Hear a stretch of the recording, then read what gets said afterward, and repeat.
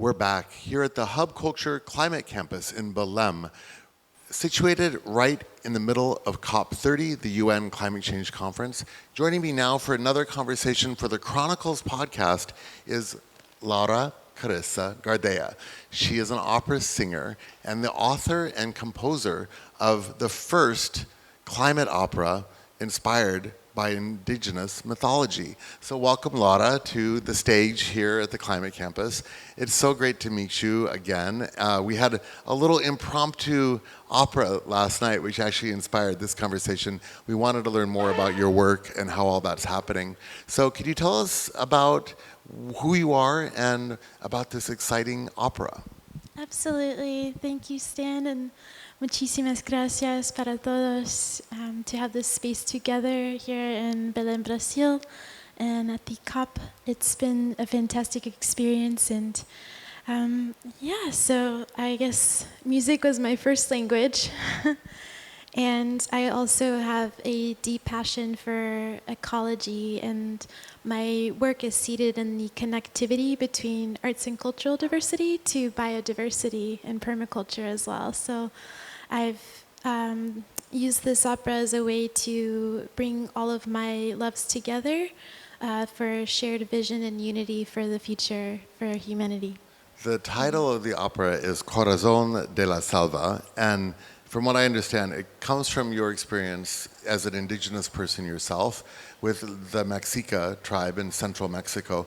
Can you just set the stage for us? Tell us a little bit about this community and its role in the wider picture of Mexico today. Absolutely. So I do have indigenous Mexica raíces, and it was actually before COVID. It was the last full moon. And I had a very beautiful vision with the jaguar and also the condor. And so this experience really inspired me to pursue a path of re-indigenization and connecting to my ancestry and learning more. And it was really a wonderful experience because I had not yet before this, inoculated me into that specific mythology or part of my being. And so it was through that experience that I was gifted a song by the jaguar, which I learned is something that happens pretty typically with these experiences. Often you're gifted a song or a dance as a medicine from these experiences. And so at the time, I did not yet know that would become an opera, but the title of that aria is Visión, which is vision.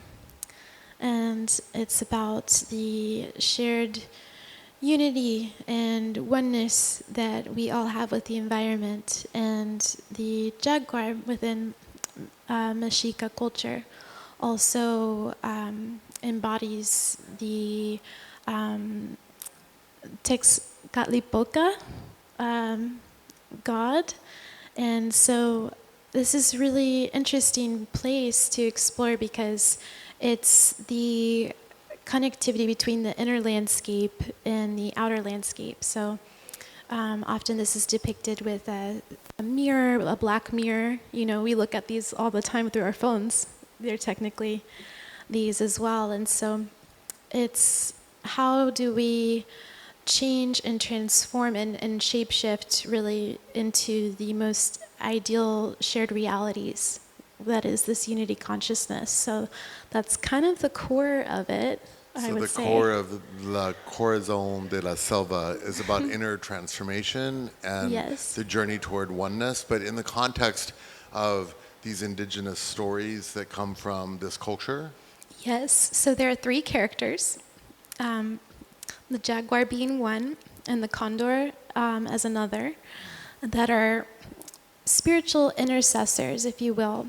And the protagonist is a climate scientist who's actually inspired by a real-life scientist, a dear friend of mine, Jorge Caballero Espejo, and he today actually works with the United Nations to preserve these beautiful ecosystems, utilizing geographic informational systems and drones. and he collaborates alongside communities and indigenous tribes and governments to come up with strategies for the reforestation and protection of the lungs of our planet. So I looked to him and his work and was deeply inspired. And so the climate scientist, as a protagonist in this opera, he embodies our existential plight today as a humanity. So he is on the front lines, he's seen the destruction firsthand, and he has a spiritual reckoning. He's there in the Selva, he's in the heart of the forest, and he breaks down and he has a moment of divine surrender, really.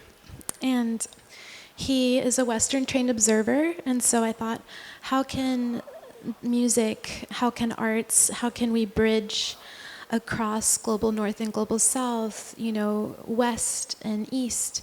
And so he, as a Western trained observer through the lens of colonization, through the Catholic Church and these sorts of facets that impact today's Latin America, he has that moment where he just opens himself up and he falls asleep.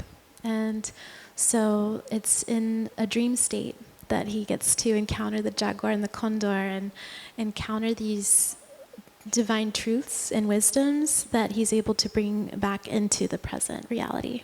It fits so well with our theme here at the Climate Campus this year, which is Dream New Dreams, and these new dreams from Belém. Wow. Yeah, so it's actually kind of poetic in a way that fits so well. That is literally the theme of what we've been talking about almost for a year, from a previous episode of the Chronicles that happened in December, where we talked to Belém youth.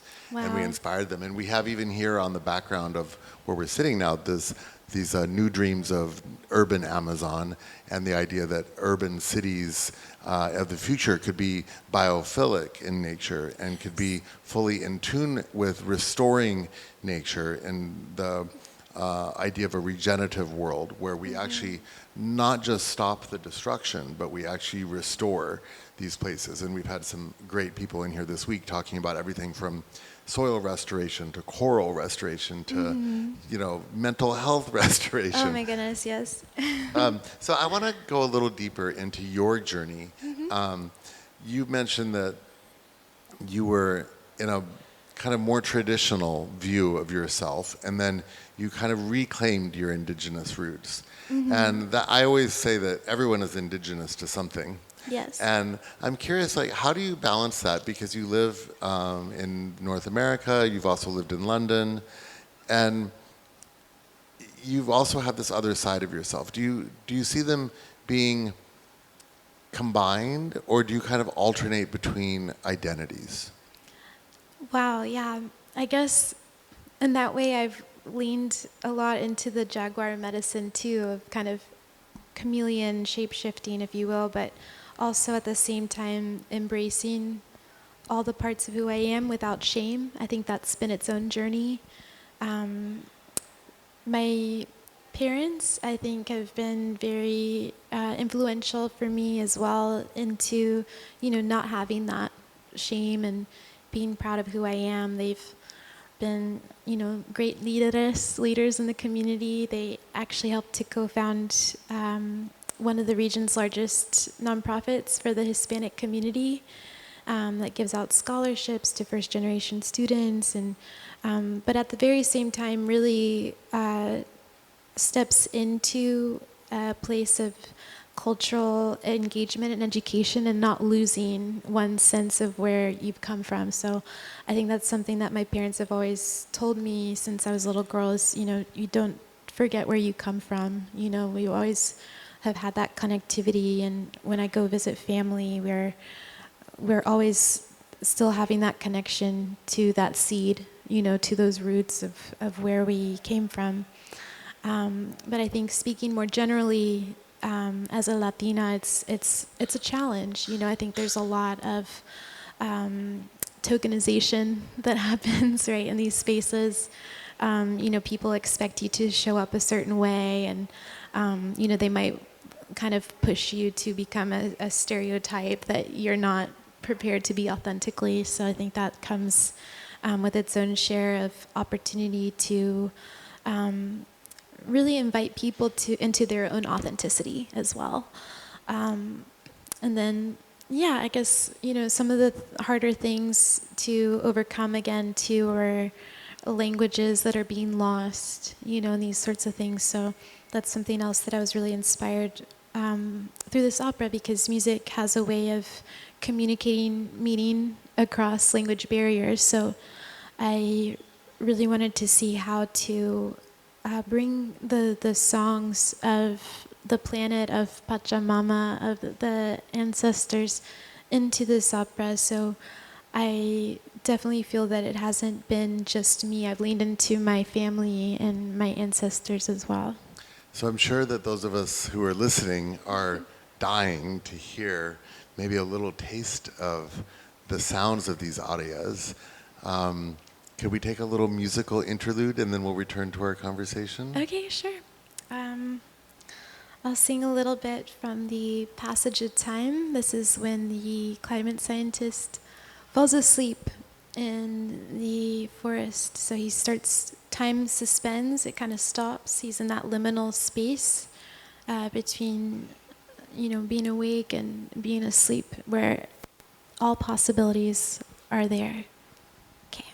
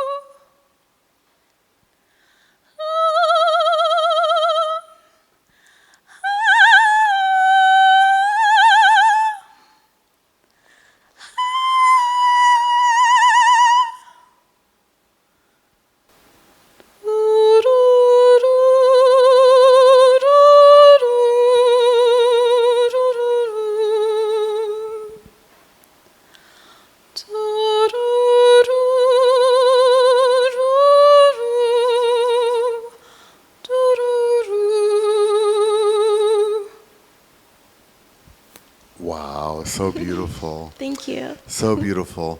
And it just brings you right into that dream state.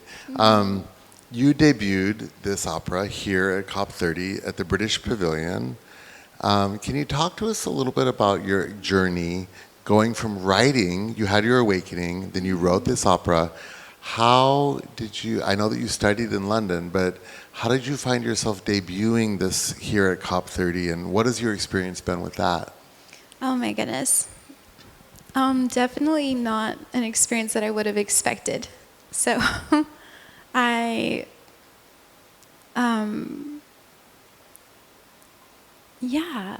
just like, I'm still today kind of like, how did that happen a little bit, Stan? I had a friend from the Arts and Culture Working Group. We debuted a report for COP28 in Dubai on the role of artists and cultural workers within actualization of the SDGs, and, how can we, move away from that tokenization to real value attached to creative capital, intellectual capital, cultural capital, these things. And he was based in London, so he invited me. It was actually the South by Southwest London Festival. And so I got myself a one-way ticket to London, and, probably through the eyes of other people would have been very kind of foolish to get on that plane with not really a plan to come back. But, it was here that I ended up meeting my opera director, who is, wonderful.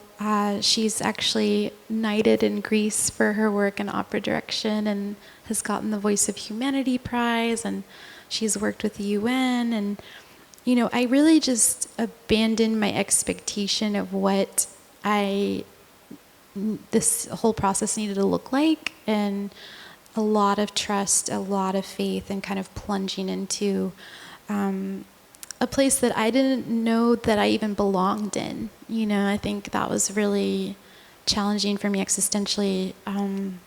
So I actually did my studies at North Carolina School of the Arts in Winston-Salem, North Carolina, which is the first public conservatory in the U.S. It's kind of known as the Juilliard of the South, and, you know, a really great program. Some of my peers have gone on to sing at La Scala and with Placido Domingo, and Well, I think you might be on your way. Oh, thank you. And then your opera director in London was the one that then hooked you up with the British Pavilion to be able to debut here. Yes. And what was it like being on that stage debuting here at COP30? You know, it was bittersweet because we had actually originally intended to debut this with the Climate Refugees Pavilion, which, you know, this has been a very challenging COP year. I think just across the board, there have been a lot of people who haven't been able to attend, and for various reasons. And so because of those challenges, the pavilion has had to kind of delay its debut, right? So, you know, it was definitely bittersweet, and I think I found a lot of shock. I think that the UK pavilion was willing to actually support this opera, and so I'm really quite surprised and pleased that we were able to find that support, you know, when we needed it. So. Great. I'd like to know a little bit more about your ambitions and your dreams. Where do you want to see this opera go? I think I want to see this opera go beyond performative, you know, stages. I want it to be a ritual. I want it to be an invitation for all of us to return home to our hearts and to our truths, and to the resonance and consonance with the reality, so that we know that we do belong and that we always have been loved here by this beautiful ecosystem, you know. And it goes by many names, but it is one. It is one. It's one together. Would you be able to give us another little taste of the messaging from that opera? Absolutely. I'll share some of the jaguar medicine on this, and just the beauty of being together, and that we can be transfigured in time and know that we have always been loved in this place. The spirit of the jaguar. Yes.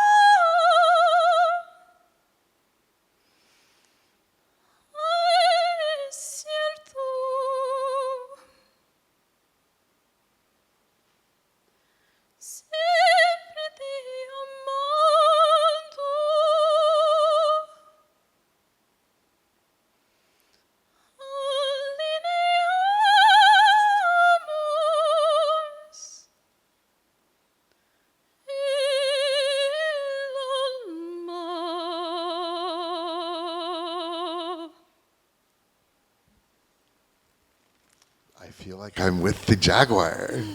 It's beautiful. Thank you. Thank you so much. I was just thinking, like, you know, this transformation that you talk about within the message of this.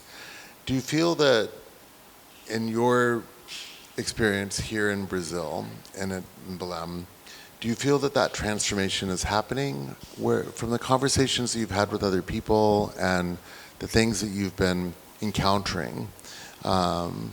What is your feeling about how we're doing on that transformation on a more collective basis? I think we are on the path. I think there is a lot to kind of digest with truths that are coming to light that aren't so pleasant. And I think that jaguar medicine is something that we all can kind of lean into because, I mean, jaguar eats that for breakfast. You know, whatever that is, it's very much like a lotus flower does, you know, with what can seem pollutive and not able to produce something that can transcend a bit and a way of divine alchemy. I didn't mention before that I also spent time in Toluca, Mexico, before coming to Belém, and time with indigenous ancestors and elders as well as part of this preparation. I think part of the challenge and opportunity is for us to ground into Pachamama and to know that we don't need to be so hyper attached to this reality that we're experiencing as the truth, because it's such a limited lens of the reality and all that we're going to experience. So I think a great opportunity is to see how do we relinquish our expectations? How do we let go of how we thought things might need to be or might need to look like or might need to even feel like, so that we can make room for more that we're supposed to be? Because the fact of the matter is we deserve so much more. We're also worthy of so much more than we've been led to believe or made to feel that we should, you know, settle for. And so why would we settle for the perceptions that are so limited that we have been told to have about ourselves and each other?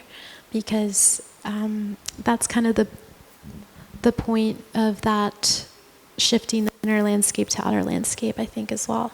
Yeah.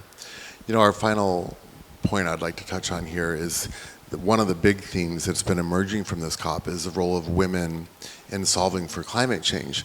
The women, actually, especially in many parts of the world, women are on the front lines of climate change in a way that is very real and visceral, whether it's providing for a family, whether it's maintaining a home, whether it's working in many cases in outside or agricultural conditions where, say, sea level rise or heat index rises are actually really affecting people in a very physical way. And women are actually very much at the forefront of that, but they're also very much at the forefront of many of the solutions that are happening for climate. So I'm just curious, like, I think it's very interesting. We've had a lot of cultural themes within this hub where we've had the ability to really, I think, double click on the culture side of hub culture. And that's why I thought it was so interesting to have you come and share your beautiful work with us, because it is a form of climate leadership to be able to be the voice that's reaching many people and communicating. And so it's a beautiful message, and I love that it's so connected to these indigenous histories that make up who you are. On the other side, what message would you have to women about the climate crisis? And how can you help achieve solidarity for the cause of women in the context of everything that's happening?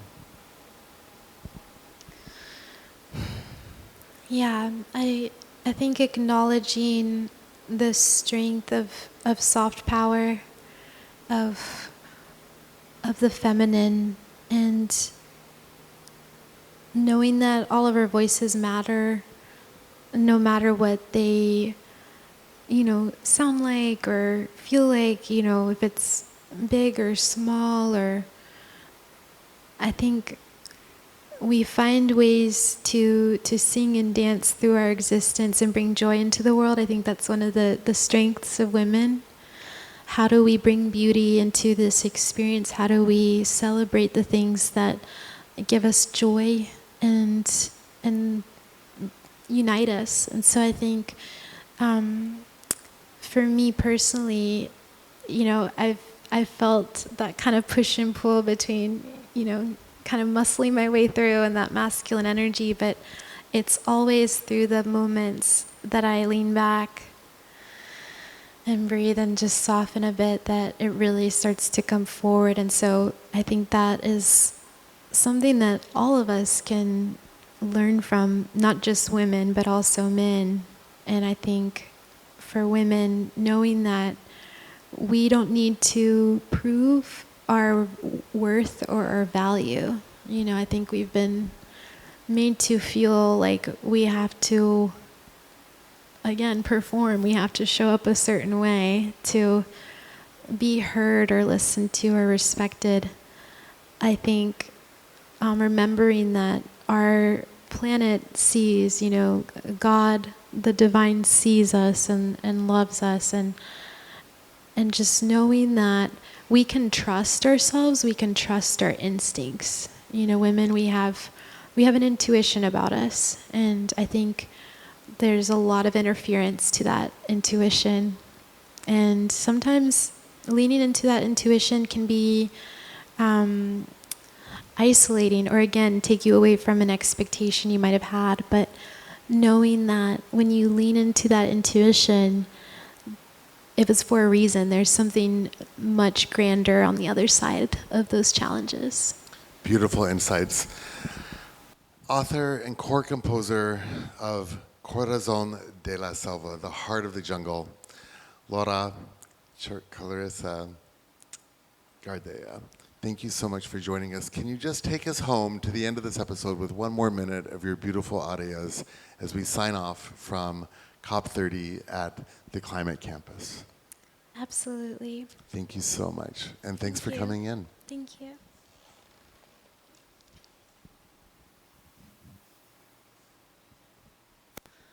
Nuestra selva, pulmón de mundo, razón y espíritu, uniendo fuerzas por la vida, por el futuro, en armonía y esperanza. La Amazonia,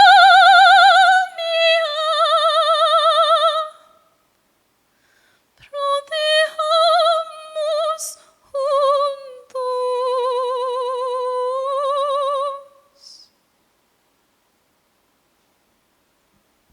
Thank you, Laura. Congratulations on this groundbreaking and important work, and wishing you all the best for the rest of COP30. Thank you so much, Stan. Thank you all so much. For the Hub Culture Climate Campus here in Belém, I'm Stan Stalnaker for The Chronicles. Find more episodes of our amazing conversations all around the world, wherever you find your podcasts. Signing off for now.